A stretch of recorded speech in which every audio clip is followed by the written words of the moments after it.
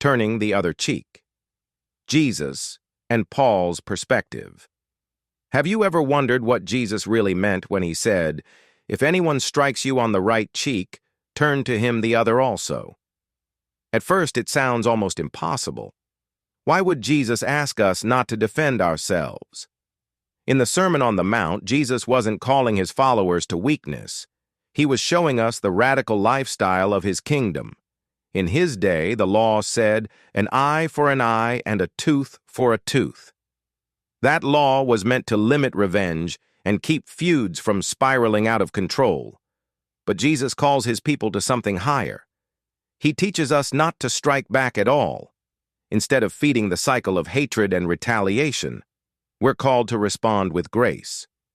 If someone insults you, wounds you, or wrongs you, don't let bitterness take root. Show that you belong to God's kingdom by responding with love. This doesn't mean ignoring justice. It means refusing to let evil have the last word. Jesus modeled this himself when he was mocked, beaten, and crucified. He prayed, "Father, forgive them." Turning the other cheek is not about passivity. It's about strength. It's about breaking the cycle of revenge and shining the light of Christ in a dark world. The Apostle Paul carried this same teaching forward. In Romans 12, he wrote, "Repay no one evil for evil. If your enemy is hungry, feed him. If he is thirsty, give him a drink. Do not be overcome by evil, but overcome evil with good." Paul shows us that the way of Christ means choosing mercy over retaliation. But Paul also draws a distinction. In Romans 13, he explains that governments have the responsibility to punish wrongdoing.